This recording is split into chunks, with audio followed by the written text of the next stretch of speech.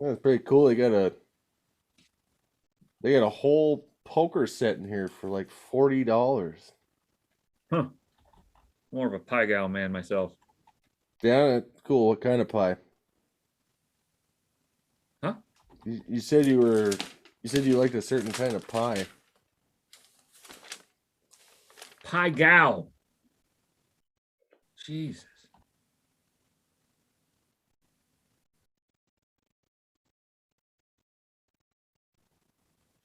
Okay, okay. Yeah, I've tried opium. What? What are you doing anyway? I'm trying to look up this sweet ass ancient Chinese black magic. I think I found this guy in Chinatown that said he could teach me, for a price. What the hell are you talking about? Yeah, I guess his name's Fong or Frog or something like that. And he has this wonky eye, but otherwise it seems legit. So you're gonna go to Chinatown to learn some black hat tricks Hat trick, no, black magic. from a guy named Frog?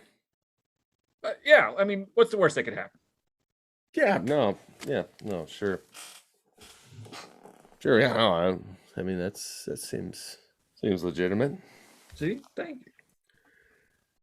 But speaking of Chinatown, uh, have you ever seen Here on Earth with Chris Klein and Josh Hartnett?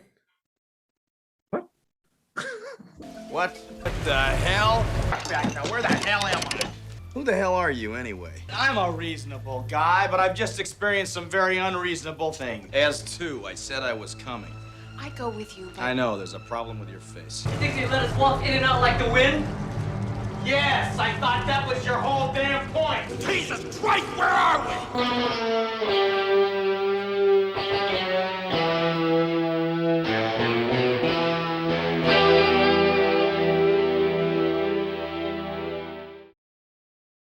So, No, go ahead, get it out of your pocket. That's good.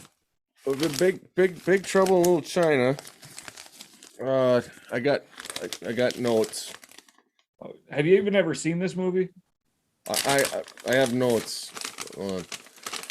I don't think you've I even wrote ever them. I seen wrote this. them down. Okay. Spectacles, testicles. What? Oh, hold on. That's for church. That's my notes for church. Hold on. I gotta find over. All right, no, all right, yeah, these are my notes. Yeah, I found them. So Jack Burton, Oh, Jack Burton! the unsung hero. You remember what old Jack Burton always says at a time like that. Have you paid your dues, Jack? Yes, sir, the check is in the mail. Who was actually written as a sidekick. I don't know if you knew that. Yeah, he was not supposed to be the star of the show. Well, he was supposed to be the lead, but he wasn't supposed to be like the Batman. He was supposed to be. Well, he was the draw, not the lead. Yep, he was supposed to be the Kato. Yeah, yes. He was Bruce Lee. Yes. I'm sorry, Bruce Lee. So that they flipped it. It was like a circle. It was like a circle. So yes, Big Trouble in Little China. John Carpenter. One of 5 movies with Kurt Russell in him, 5 or 4? including Escape from L.A. And the Elvis one? Yep, in the Elvis one. Yep. Okay. See, I don't really count the Elvis one because that was like a made-for-TV. It was a TV movie, but it was still Russell and Carpenter together. You are not wrong, my friend. Yeah. You didn't think I knew about that. He was trying to trick me. So getting back to the whole. Yeah, let's get back to the heart of this thing. So Jack Burton was actually written as the sidekick to Wang's character, But they didn't think Wang was going to be a big enough draw. right. Well, and actually, the opening scene with Egg Chen with the lawyer, That was added post. yeah, that was added per studio request because they just couldn't get the concept of Kurt Russell or Jack Burton Not being the lead. being a sidekick. Yeah. Well, and this, I mean, so Kurt Russell coming into this had a pretty illustrious career with, especially with Disney, right? Oh yeah, especially with Disney, yeah. And had already established himself as a leading man. Yep. Well, so this came out in '86, so you already had The Thing. Yep. And Escape from New York. Correct. All John Carpenter films. Agreed. And then, so yeah, so there was about studio interference again. There was talk at first of having the studio wanted Jack Nicholson, yeah, and or Clint Eastwood to play the role of Jack Burton. Yeah, I just can't see it with anybody but Russell, honestly. No, yeah, and you really can't, because yeah, but so Kurt had that machismo of the '80s without going over the line of like your Van Damme, Stallone, and Schwarzeneggers, right? Like he was the action star that could still be a comedian. Well, and believable, I guess, as a character. Yeah, yeah. He didn't look like an action figure. He just looked like a guy. No, I mean, and he did put on. I mean, you watch some scenes. He did bulk up for this role. He was. I'm not saying he's not in shape, but he wasn't. Look, he didn't look like boulders taped together. He just looked like a guy that was in shape. Like, right, and I'm agreeing with you. Why are you being argumentative? I don't. No, he was the believable action hero, and I think him and Bruce Willis were really the two unsung heroes of the '80s as far as those. Not that Bruce Willis is unsung, but you get what I'm saying. Like, you think of the '80s action movies, and you the top three looking back were Schwarzenegger, Stallone, and Van Damme. Right. I mean, Kurt Russell had his Tango and Cash, and he had his. I'm not gonna say that's my favorite Russell movie, but that is up there. I loved Tango and Cash. Yeah, because I remember watching that when I was a kid too, and I was like, that guy with the mullet hair, he's that's the one. He's the good. Keeper right there. Snakeskin boots and mullets. So, and for anybody that doesn't know, Kurt Russell's dad was Bing Russell. Was Bing Russell? He did a lot of stunts. He was a stuntman for a long time, but he had a big, I guess, secondary role in the TV show Bonanza. So Kurt does come from a line of, and this is kind of a side tangent just on Kurt, but my father actually owned Westerns on VHS where Kurt Russell is like 12 years old, starring in some of these B-budget Westerns. Yeah, well, I mean, like I said earlier, with all the stuff he did with Disney, he was in how many Disney movies? I mean, yeah, he had like the World's Strongest Man, and like, yeah, but I want to say he was in like 20 different Disney productions. Yeah, but I'm saying even back when he was like, oh, agreed, yeah, like he was this tall. Right. He was in like I think it was like Knee high to a grasshopper. A Man Named Sledge, and so like there was a couple other westerns he was in where he would just played a young, like a boy, like the boy in Shane, basically. Kurt Russell had parts like that. Shane. Yeah. Yeah. This movie became a cult classic after coming out on VHS, because when it came out in theaters, or when it was coming out in theaters, and John Carpenter blames this on the studio not knowing how to promote this movie. Was it sci-fi? Was it fantasy? Was it action? Was it comedy? Comedy. So like the studio didn't know how to promote it, and 16 days after Big Trouble in Little China hit the theaters, a little gem came out that it really had to compete with was Aliens. That's a big one. That was a powerhouse. It didn't do good at the box office. This is Carpenter's last studio film for the 80s. he gave up on working with the studios. Who are these people? Friends of yours, huh? Now, this really pisses me off to no end. And even though he later on came out with They Live and Prince of Darkness, those were made independently and put out by... They were just distributed by a bigger company, right? Yeah. So, interesting fact about They Live, Carpenter wanted Russell to star in that initially. Well, and the guy that is actually in They Live is Rowdy Roddy Piper. He carries a very close resemblance to Mr. Kurt Russell, with the mullet. That and everything. That was the caveat of the producers of the movie. They wanted Rowdy in there for whatever reason. Yeah. So, good times. Good times. But also too though, Kurt turned down the role of McCloud on Highlander to be in this movie with John Carpenter. But anyway, back to Big Trouble in Little China. So Gary Goldman, written by Gary Goldman. So about the camera thing. So he did, there you go, practice. It becomes muscle memory. Remember? So you shoot at the red light. Shoot at the red light.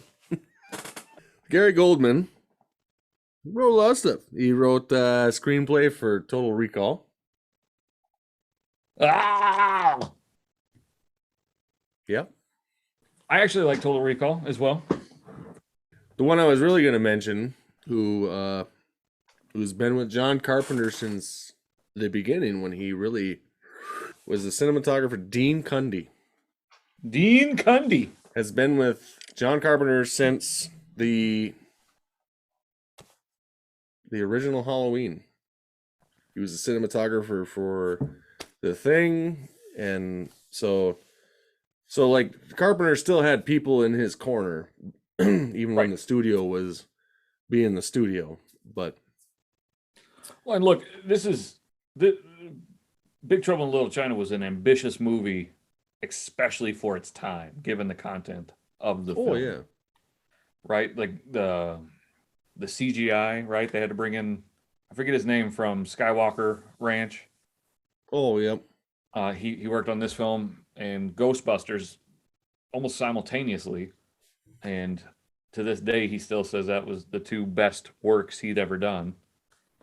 And watching it, knowing that you can see the similarities between Raiden's lightning and Zool's electrostatic powers, I guess. Well, he's not Raiden in the movie. Well, he's one of the three storms. He's Raiden. Let's be honest. Well, he is. So that's one of the things I was going to say. That character, the lightning, one of the three storms that produces lightning, was an actual direct inspiration for the character of Raiden in Mortal Kombat. Yeah. And also Lo Pan was a direct inspiration for Shang Tsung. I don't know how you pronounce his name, the guy that oversees the tournament. Shang Tsung. Yes. Yeah, thanks. Got it. Nailed it. Yeah. Yeah. Hey.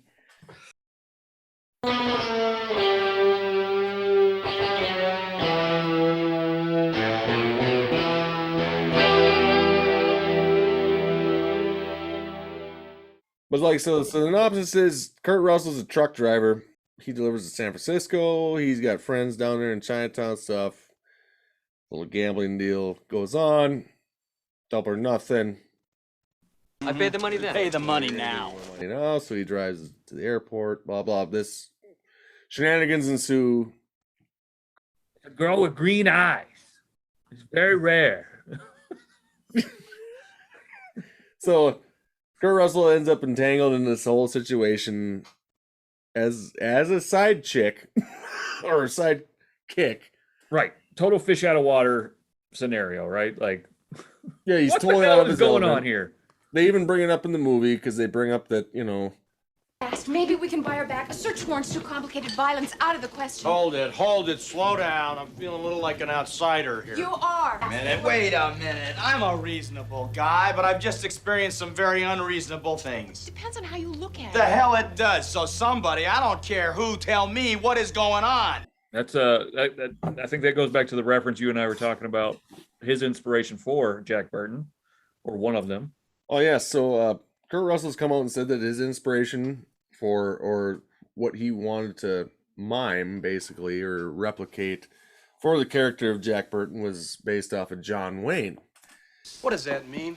Huh? China is here? I don't even know what the hell that means. All I know is this Lopan character comes out of thin air in the middle of a goddamn alley while his buddies are flying around on wires cutting everybody to shreds, and he just stands there waiting for me to drive my truck straight through him. Just a minute. You done what to Pike's Peak? I clumb it. You didn't clumb it, you climbed it. What's the difference? I got to the top. There's a whole lot of difference. There ain't no such word as clumb. One and the same person, Jack. You know something you're not telling me, Wang. Don't do anything foolish. You've been trying real hard not to tell me something, Billy. What is it? But yeah, and I think his mannerisms and stuff throughout the whole movie. I'm like, once I found that out, I was watching. Kind of had a puff chest the whole movie. No, he did. Look at the poster, literally behind you. He's got like this, like, hey, I'm the Duke. John Wayne and the fucking Cowboys. But he also has that doofus look too, where he's like, he goes, I just want my truck back. Yeah. And again, I said it earlier when that scene where he goes into the madams to try to recover the stolen girl, and he's like, oh, ladies are my game. Because what I really am sort of in the mood for is a girl with green eyes and price is no object, Mrs. O'Toole. Fresh off the boat's the way I like them. The more exotic, the better. My favorite part of that whole segment too is when he's in that, he's like, so how long you been in the U.S. of A? Take your tie off, please. Yeah, I know what you mean. My wife gave it to me for Christmas. Yeah, I know what you mean, but like his drawl and everything during all of it is very John Wayne-esque. Yes, I would agree. He also said that when he did Escape from New York, he based that character off of Clint Eastwood. So like he's taken from best of both worlds with the old Western genres, but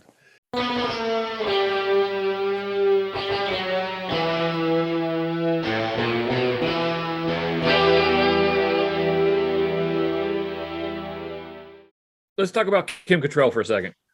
Ugh. So there's pluses and minuses here, right? Yeah. She was a pretty face. She was a good. She's coming off the Police Academy thing, yeah. Police Academy, and she was a pretty face in Police Academy. Yeah. She brought some levity to that female role. Don't get me wrong. Kim Cattrall is Kim Cattrall, but like, I mean, she did make it as a reporter, so she became a hooker in New York City, right? Yeah, but she's not a reporter in this. The other gal, Margot's a reporter. Oh, she's a Gracie Law, right? Like she's a lawyer or something. Yeah. Whatever, activist, whatever. But and I don't care what her role is. It's just every scene she's delivering her dialogue like she's just shown up to set, and she's just been given these lines. Little China, Mr. David Lopan. What are you doing here? Don't panic. It's only me, Gracie Law. Like, it just seems like everything is okay. Like the scene in the sewer.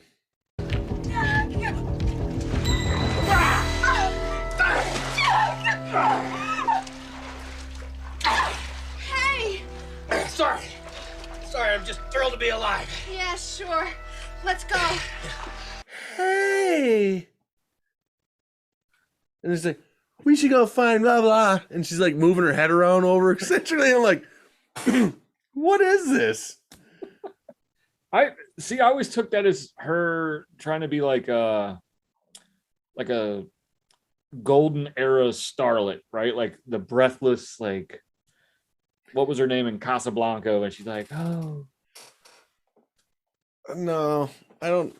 In You the don't see it? situation that they're in the movie, I don't believe that one bit. Okay. Like I even wrote down here on my. Oh no, this ain't the notes. Where the hell did my notes go now? This is grab scrotum, raise up, then apply. That's not it either. No, that sounds like a cream. Maybe you should Hold cut this on. part out. No, I got 'em. There's one line at the end of the movie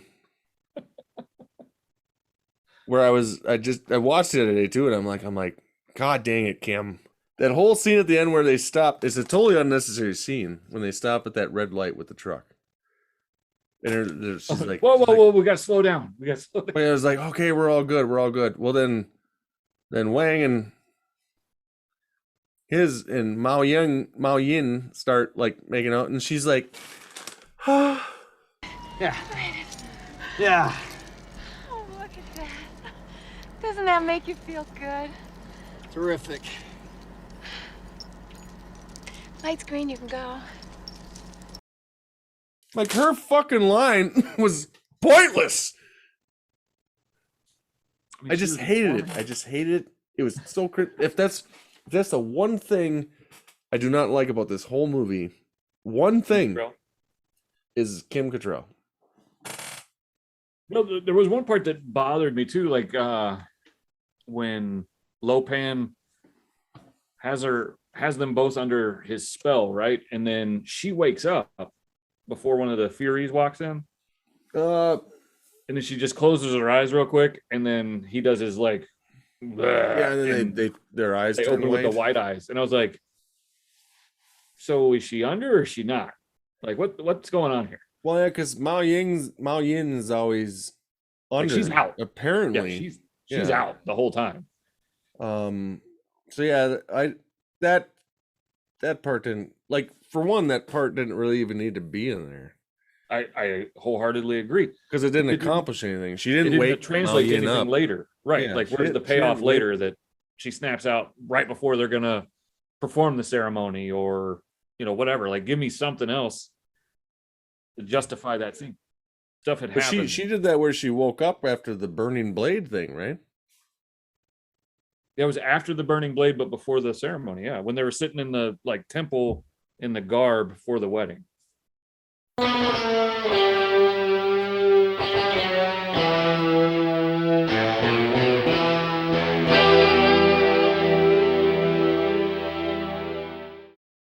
The one thing I thought was campy too is when Egg Shen and Lopan finally get their little deal, and they do the Schwartz. This the joysticks.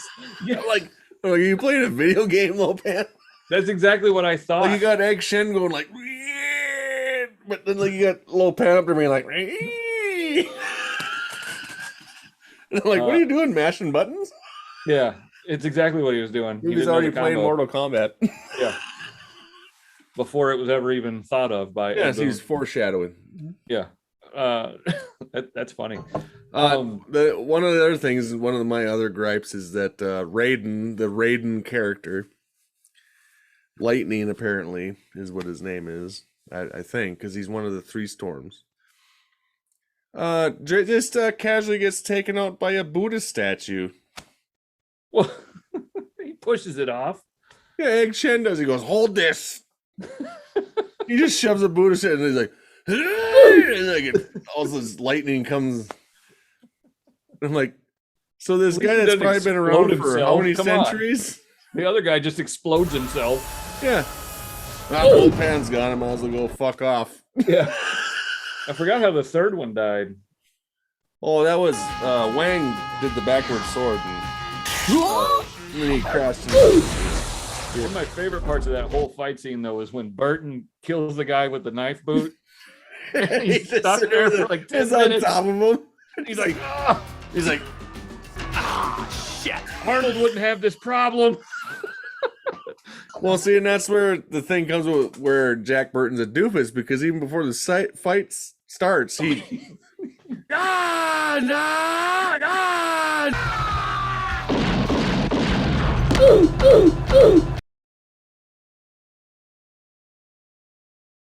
Here's a segment called Our Favorite Scenes from This Movie. The whole movie. The part where where they're about ready to leave and go do the thing, and then she's Gracie Law's like, she's like, I'd come with you, but, and he goes, yeah, I know, but something's wrong with your face.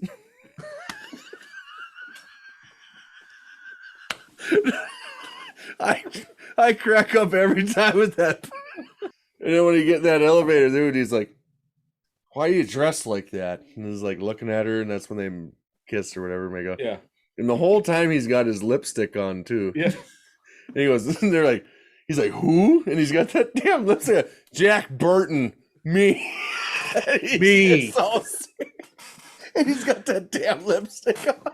Oh yeah. When they're coming out of the sewer to go into the wedding ceremony, and that like angler fish comes out of the thing. Yeah, whatever goes, it is. Ah! And he goes, it will not be returning. And he's like, what? What won't be returning? What is going on? He's just so lost. What the hell was that, Egg? And then he's like, all Egg does is walk around the corner, and Jack Burton's like, damn it. just goes with him. And I like it's a stupid part, and I know it is, but he's like, I send you to the hell where you get peeled your flesh alive. All the different hells. The hell of sunken fish. That was what I was going to say, too, is that Eddie, mm-hmm. I really love Eddie's character. Oh, agreed. I like that him and Margot have that, like, little side romance hookup out of nowhere. But he's always just, like, nonchalant. He goes, Chinese got a lot of hells. Just so shocking. I mean, I must just be so monumentally naive. You are. And so another one too is what you were already saying, it was the scene where they're in that little throne room, and Jack Burton's time was like, and he goes, and marry her and blah blah and leave this fish thing and go and rule the universe beyond the grave. And he goes, indeed, and he goes, we're checking to a psych ward, whichever comes first, huh? You expect me to believe this crap? Come on now. Come on, Wang. He's like, what the hell? I love that part. I love Lopan's character throughout this whole thing. That guy just cracked me up as a kid. Even the creepy old man paint job that they did on him. But everything, I don't know, everything Jack Burton does. Like, there is a thing on YouTube if you ever want to check it out. It's the Jack Burton Ask Questions Supercut. I can't remember who made it, but all they did was take the movie and they cut it up into everything that Jack Burton asked. And he asks a lot of questions, but of course, in the movie, he's a fish out of water. Yeah. I mean, that's the premise of the movie, right? But his demeanor, though, when they're in that firehouse or whatever, where Egg Shen's plays, and he's like, oh, great, Egg, a 6 demon bag. And he looks at Wang and he goes, what's in it, Egg? Like, he's always, when they're doing the drink. Even all the shit he's seen already, he's still, like, questioning, like, Eggs. Like, what's in the bag, Egg? It's a 6 demon bag. 6 demon bag. And he's like, but even then down the sewer, he's like, what's in the flask, Egg? Magic potion? Yeah, thought so. Good. What do we do? Drink it? Yeah. Good. Thought so. Yeah. And he goes, yeah, that's what I thought. Like, those scenes are just, like, so perfect. Yeah. Like, this movie's not camp. It's definitely not camp.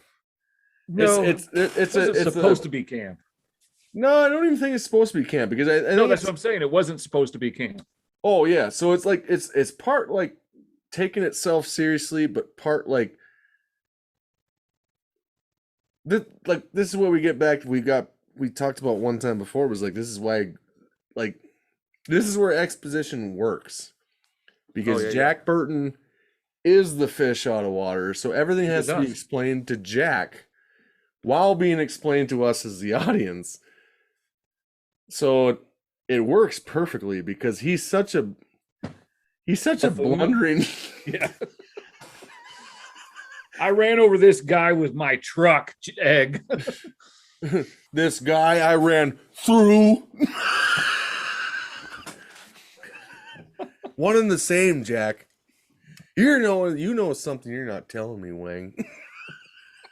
So I had read that the original premise for this movie, it was going to be a Western. Did you know that? Yeah, and his truck was supposed to be a horse. Right. A horse named Porkchop. Yeah. And he was going to go, it was still going to be San Francisco, and it was still going to be like the Chinatown part, but right. earlier. And I want to see that movie. I'm not going to lie. Like, don't change a thing, but give me that movie. Right. But at the same time, though, with the ending, which, whatever. Spoilers from whatever. I mean, come on, it's 30 If you years haven't old. seen Big Trouble in Little China, then something's wrong with you. You just need to get the hell out. Something. Have your Now head go on, checked. get. Have your head checked or something. So how it ends with the Chewbacca's deformed cousin coming out of the frame of the truck, which he would have been chewed up, by the way. That drive shaft is running right by his nutsack. Yeah. But for those of us who don't drive truck or have grown up around it, it made no difference to me at the end of that movie. No, it didn't. But I wish they would have made a sequel. So, yes. And everybody thought they were, right? Like, as a kid, you're like, oh, it's about to go down. But he's gonna have as to an call adult, Wang I'm to, like, Midwest where the fuck America? did that thing even come from? He shows up randomly, it's never kidnapping the explained. woman, and jumps down the hole. And you can tell he busts his ass, right? Like from the way he jumps. Well, yeah, it's Kim Cattrall he drags down there, yeah.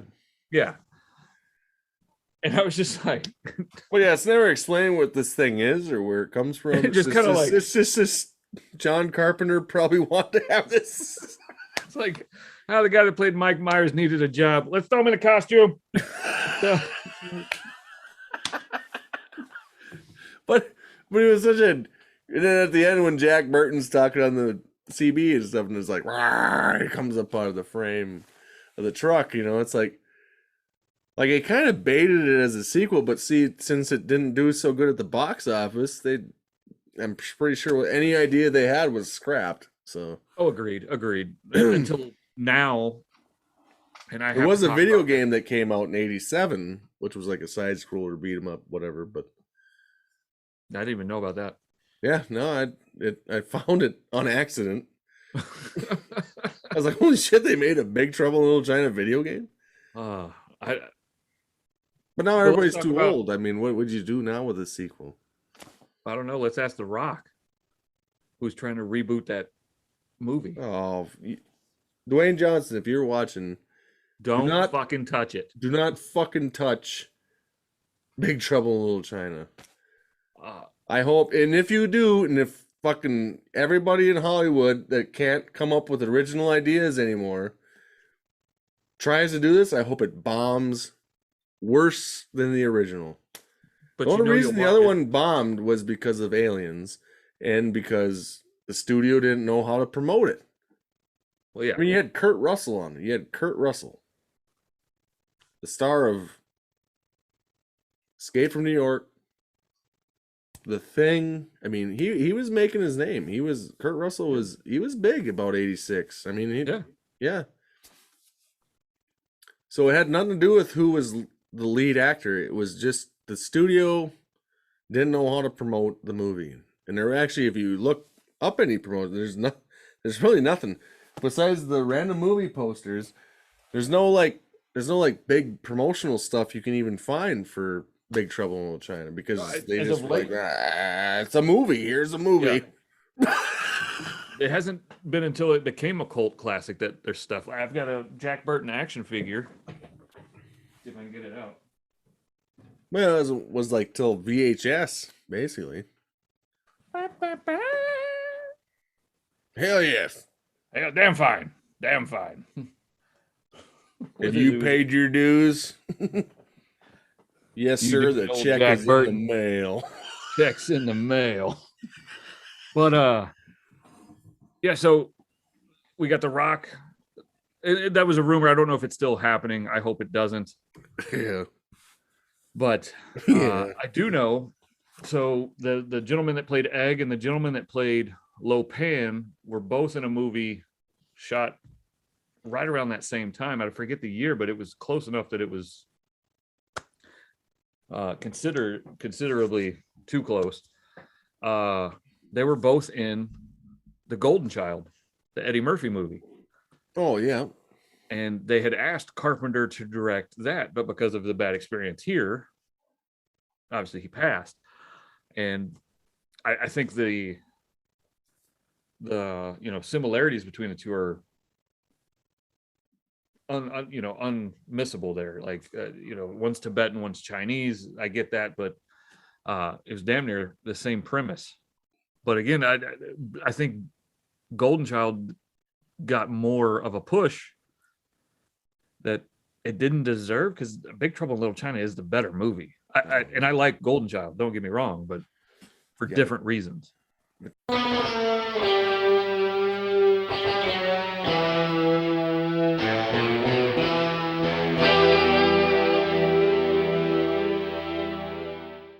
Big Trouble in Little China, man. It is what it is. It's Thanksgiving just happened. Obviously, when this video gets edited and released, it'll be probably Christmas.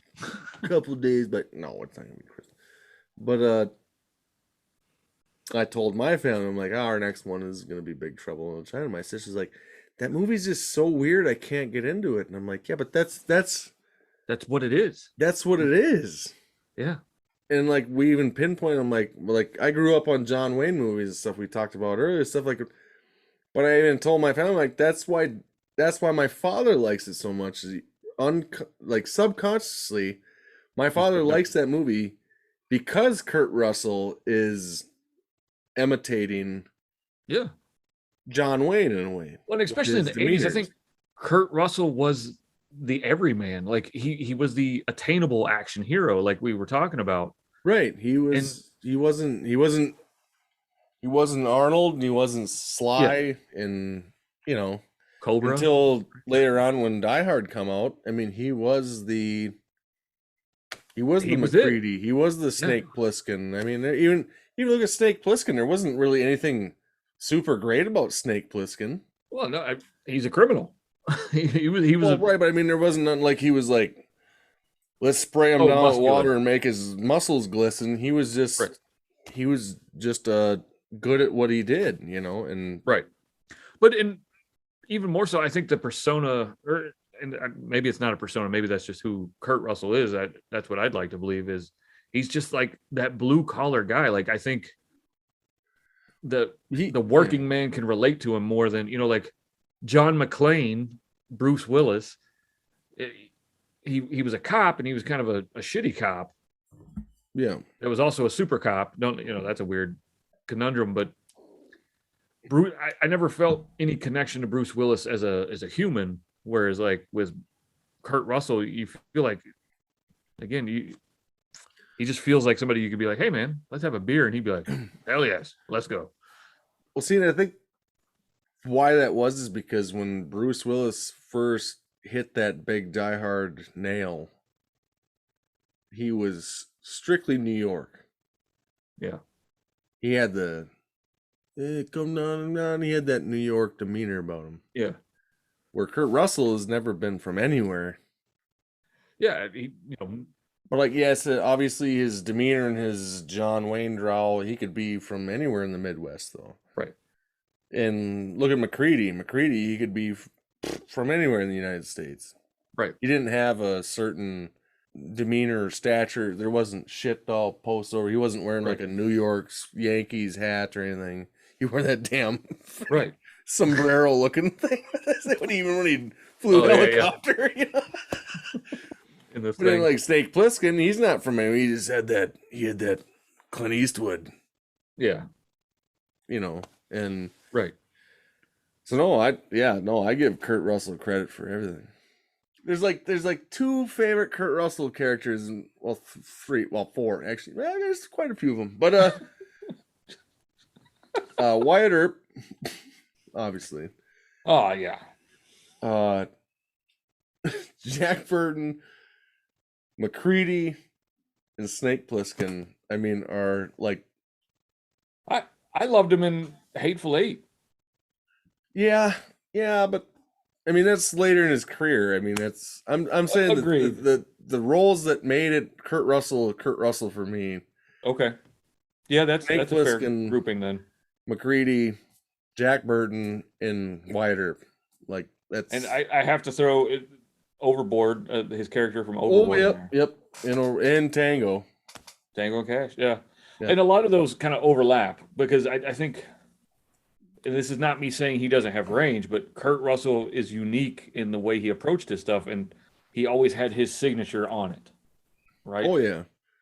And this may be more of a video celebrating Kurt Russell is talking about. Well, Big Trouble in Little China. It was the catalyst for us to talk about Kurt, right? Yeah, because it's Kurt Russell. And Kurt, we've lost that, at least in my opinion, we've lost that star power. Like, people are still movie stars, obviously, but like, remember growing up and like Planet Hollywood was like the biggest fucking thing on the earth there for a while. I don't know what you're saying. Yeah, that it's almost like there's not the panache or the class, or I don't know what it is about. Charisma, I guess. Yeah, I mean, and I think as much as I hate to say it, Dwayne Johnson has it. The lack of ego, maybe. Because Kurt Russell's always been pretty humble about who he is. Yeah, but he would be the one that I would say is like that. Like the rest of his class, right? So Bruce Willis, Van Damme, Stallone, they all had ego out the wazoo. Yeah, especially Bruce Willis. Yeah.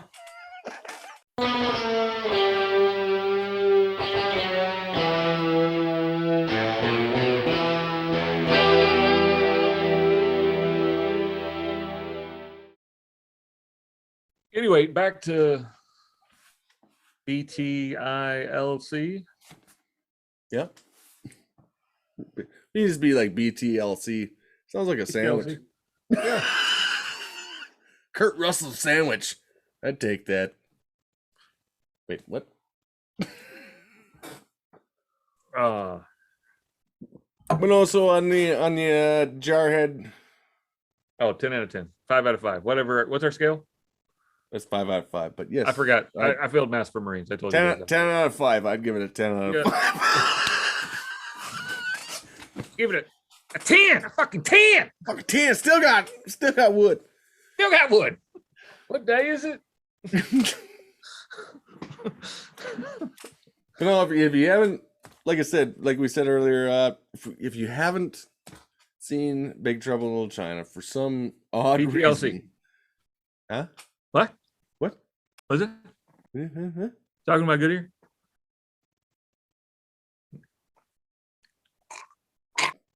Definitely a good movie. No, it's a great movie. I think we can do a 5-point scale, so I give it a full 7 stars. It's fantastic. It is. I don't know if it's in my top 10 of all time, but it's definitely in my top 20. It is in the top tier of my favorite Kurt Russell movies. I mean, like I said, where do you draw the line in good Kurt Russell movies? At the bottom of the list. Just movies with, movies without. Yeah. That's a good point. That's true. Jack Burton. It's good. It's trash. We love us some John Carpenter. We love us some Kurt Russell. We love you. I love you. I love you. Oh, it got awkward. For the mutants in the basement. There's demons in my cup. Casey and MJ from here in the basement telling I don't know, wash your crotch, maybe. You tell them the check is in the mail. We're not back by daybreak. Call the president. Bye, Jack.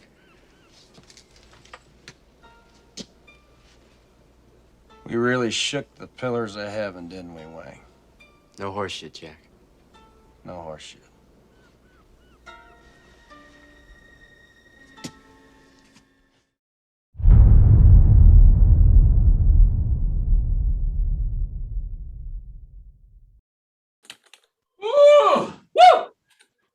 That was a good trip.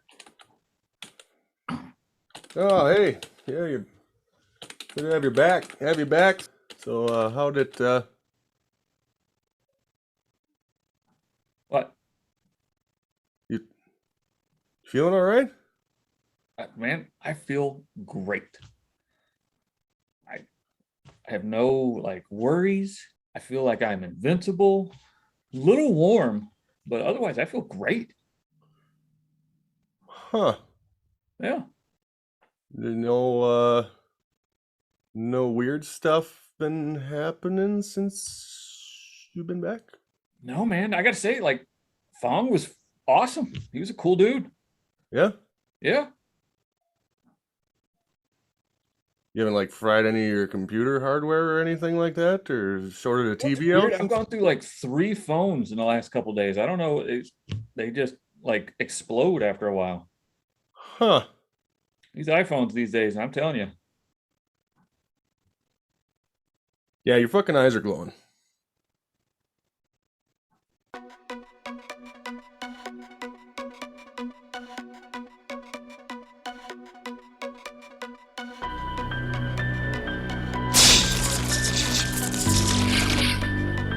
See?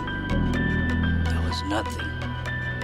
But that's how it always begins. Very small.